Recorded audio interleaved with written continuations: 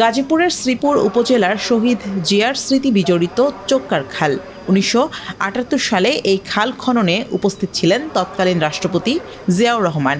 সে সময় শ্রমিকদের সঙ্গে নিজ হাতে মাটি কাটায় অংশ নিয়েছিলেন তিনি। সে স্মৃতি এখনও এলাকাবাসীর মনে অম্লান।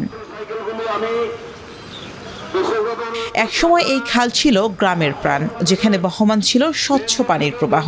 তবে দখল দূষণে অস্তিত্ব হারাতে বসা খাল এখন পুনরুদ্ধারের অপেক্ষায়।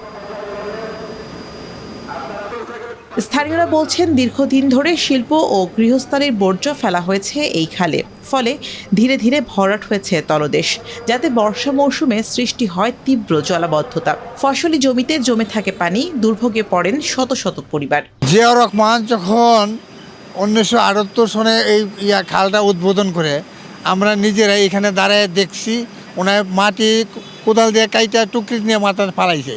ওই সময় খালটার পানি ছিল খুব সুন্দর। আমরা এটা প্রায় গোসল করতাম, মাছ মারতাম, এই গরু বাসন মানে গোসল করাইতাম। কিন্তু এখন যে খালের যেই অবস্থা, চতুর্দিক দিয়ে ফ্যাক্টরি হইয়া, এই খালটা মোটামুটি আগে অনেক ভালো ছিল, মানে পানি স্বচ্ছ পানি ছিল, বর্ষাকালে পানি থাকতো। বর্তমানে দেখেন এমন অবস্থা হয়েছে, ম্যাক্সিমাম যে খাল ইউজ করতেছে কিন্তু কম পানি। খাল ভরাট হওয়ার কারণে বর্ষাকালে কিন্তু এসব এলাকার মধ্যে কিন্তু এই বর্ষার পানি আটকে যাওয়ার কারণে অনেকের ঘরের ভিতরে বা এই ফসলের জমি অনেক ক্ষতি হয়। তবে সংকট সমাধানে সম্প্রতি প্রায় ১,৭৮,০০,০০০ টাকা ব্যয়ে ৬.৭ কিলোমিটার খাল খনন প্রকল্প হাতে নিয়েছে পানি উন্নয়ন বোর্ড। খুব শীঘ্রই খনন কাজ শুরু হবে বলে জানান পানি সম্পদ মন্ত্রী। এই চোক্কার খাল, এই খালের দুই পাশে অনেকগুলা ইন্ডাস্ট্রি আছে এবং সাধারণ মানুষের বাড়িঘর আছে। সব কিছু মিলে যেন এখানে পানির প্রবাহ ঠিক থাকে, এই জন্য সাধারণ মানুষ আমরা যেন উপকার পাই, উপকারের ভোগী হই, সুবিধাটা পাই, সেই জন্য পুনঃখননের জন্য আমরা প্রস্তুতি নিয়েছি, খনন করার জন্য আমরা সিদ্ধান্ত নিয়েছি।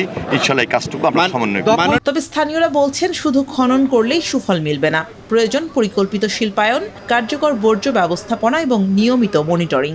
এই চোক্কার খাল যদি পুনর্খনন করা হয়, তাহলে আগে যেন খাল পুনরুদ্ধার করা হয়।